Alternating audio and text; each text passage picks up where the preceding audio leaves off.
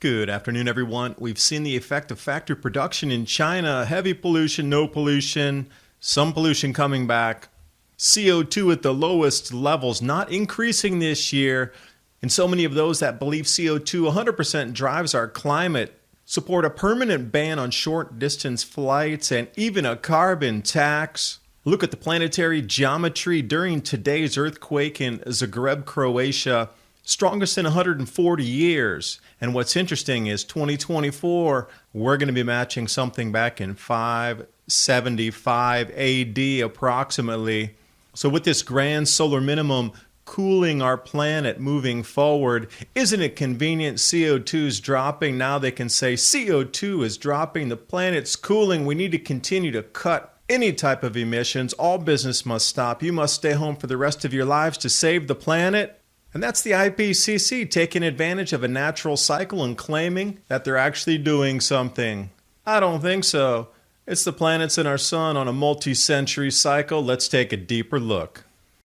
With gold sitting near 7-year highs and talks of possible gold and silver increases over the next years. When we look across the news landscape, it's continuous trade wars, negative interest rates, Fed lowering rates, contracting manufacturer, pullbacks in consumer spending, and then stock market turmoil. Record point gain one day, record point loss the next. Oil crashing the most ever. Panic sweeping through the markets as our supply chains globally lock up along with the credit system. Protect your wealth and invest in silver or gold. Patriot Gold Group. Open a no-fee-for-life physical silver or gold IRA before the dollar collapses.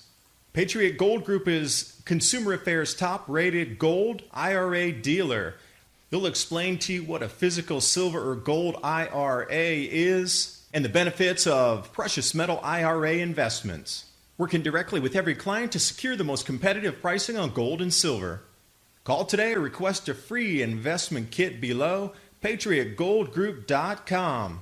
The link's in the description box below.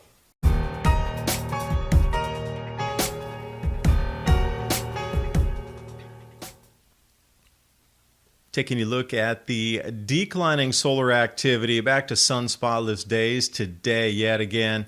Solar cycle 25 looks as it's going to be a bit less than solar cycle 24, but as we look out further, very little solar activity. Grand solar minimum everywhere you look in the horizon.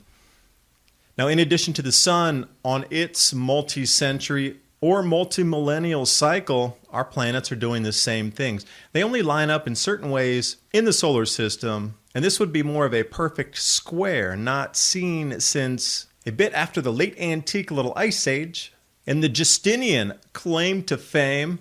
And we're going to be right back in there 2024 again, the exact same geometry. What are the chances that all these things are happening? And we're on a 1,500-year repeating cycle with the way the planets are lining up, literally in a square on one quadrant of our solar system. Looking at today's lineup as we start to move into the magnetic anomalies with the four gas giants and the sun going into a decreased state of solar activity. And what happens as we rounded the corner? Largest quake in 140 years, Zagreb, Croatia. I really enjoy that country. Top notch for traveling. Old school, lost history, coastlines, amazing food, wine, entertainment, and people. If you're like that, you're going to enjoy traveling across Croatia. And you can see several facades, buildings fell down. Looks like a lot of brick damage from different heights there. And with everything going on across the planet, they in Croatia were also ordered to stay in their apartments, so best of luck to them getting through this. And when all this silliness of lockdown finishes, I'm heading right over to Croatia again, along with the Republic of Georgia. There's parts of our history there that are still intact, with remnants of Tartaria and a wireless power. Oh, and the Nikola Tesla Museum's in Zagreb also, with Nikola Tesla's laboratory. We can see 16 devices that are using magnets to generate electricity, which proves we could generate our own electricity in our own homes. You can see them yourself. You can walk right up. You can get in the Faraday cage, and your mind will actually split open to what has been withheld from us as a society. Highly encourage you to check that out, Nikola Tesla Museum. And speaking of electromagnetism, every single day and every single year we get closer to this square that's going to be off in one quadrant of our solar system. And as we move into June, I would expect much more tectonic activity, mix-ups in the jet streams, and a lot more intense weather, especially decoupling and electrical activity, incredible lightning, sprites, blue jets, and maybe even some plasma displays in our sky moving around as we move into 2024. This is what I mean. I really zoomed this in so you could see where our planet will be, the Earth in front of the sun, and you can see the Jovians out there. We're making a perfect square with those, and our sun is into a grand solar minimum, a declining, incredibly low activity state as we move into this particular time. I'm predicting something like a global liquefaction event again to happen, as well as more earthquakes. Would the powers that be really want to tell you this? Or would they want to make excuses?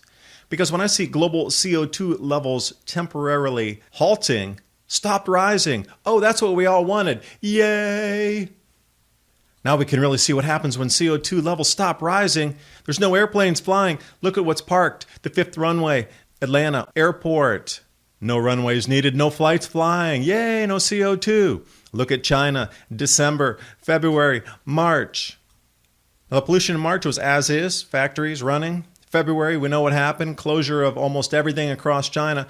But March is we don't know because there's conjecture that the Chinese government was forcing factory owners to turn on the factories, whether there are workers there or not, make the machines run to make it appear as if there were economic activity increasing, because so many stories were coming out about that exact same thing across China. There was a mandate that factory owners turn it on, whether there's anybody in there or not, because people were looking at coal consumption and electrical usage to determine whether China was actually returning to work or not.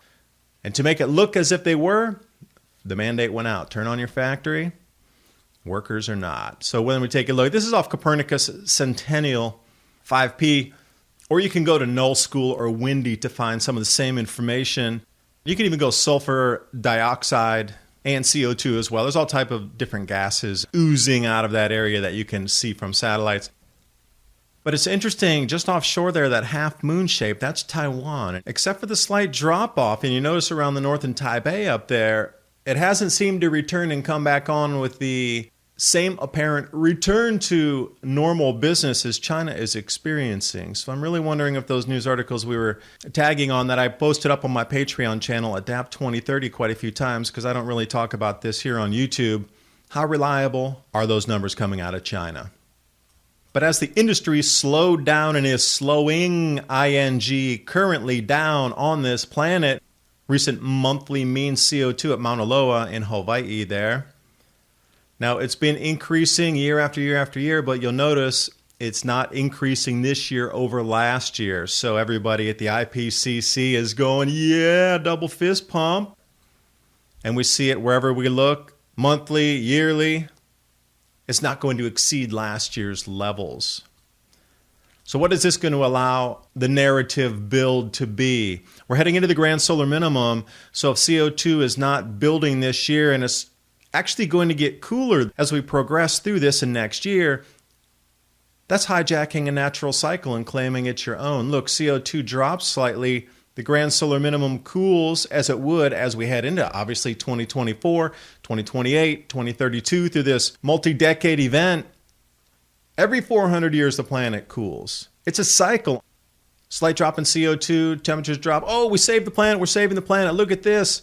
Let's just stop everything. You know, it's working, so we got to ban flights. Now, I saw this in the Independent here, this headline. Most Europeans would support permanent bans on short-distance flight, the survey reveals. And I thought that's interesting. Attitudes on flying have revealed that a large majority of people now support a ban on short-haul flights. So I guess they would rely on train or driving to get to the same destination. And this is what I was like, no way, really? Look at where I highlighted in blue there. Even more would support a carbon tax. Come on, really? If you're into numerology, you're really going to like this one here. Highlighted in blue, 28,088 people in 28 countries. So you notice 28 and together 4 8s with the 2s adds up to 36. Nice. And then further into the article here, they're talking about 62% of people say they supported the ban on short distance flights. 72% said they would support a carbon tax. Now add 6 plus 2 plus 7 plus 2, you get 17. 1 plus 7 is 8. Now wait, are there a lot of 8s in that previous 28,088 in 28 countries? I don't know, there's too many numbers that are matching up. Kind of like all these 33s we're seeing through the news headlines these days too. It's just something's very strange about the numbers chosen in that article. But as we head into this Grand Solar Minimum, and this is Dr. Abujamatov from the Pulkovo Observatory in Russia, as well as John Casey agreeing that, well, we're heading into a cooling period right now, and almost everybody agrees. It's just whether it's solar cycle 25 or it's solar cycle 26. Irregardless, it's within one of these next two solar cycles, so within 8 years, we're cooling. And along with this Grand Solar Minimum, John Casey's book, Upheaval, Why Catastrophic Earthquakes Will Soon Shake the United States. Every time we go into a Grand Solar Minimum, we can expect increased tectonic activity, earthquakes, and volcanic eruptions. I did an interview with John myself on my channel. You can find that in the playlist. It's not going to be bad like this, where continents are going to start tipping, but it will result in this. Disrupted food growing across the planet. Empty shelves. Gee, I wonder if you're seeing that. Do you think there's an excuse built into this empty shelf thing right now? China missed its plant dates due to the lockdown. U.S., incredibly wet planting. And Australia, lowest harvests ever, even below the 1980s lows that they experienced. Hijacking a natural cycle to explain away crop losses, food unavailability, all through an entirely different excuse. But yay, we just saved the planet. No more flights. Stay in your house indefinitely forever. At least you can grow your own food. TrueLeafMarket.com. Heirloom and organic seeds for any grow zone on the planet. If you do order your own sprouting seeds, herb seeds, whatever you do for the spring planting, 8 days is what they're looking at to fulfill your order. You can use the link in the description box below. They got wheatgrass kits, every kind of kit you could think about for sprouting or growing vegetables you're going to need to grow your own during this time. Thanks for watching. I'm David Dubine, creator of Adapt 2030, and I will see you next video.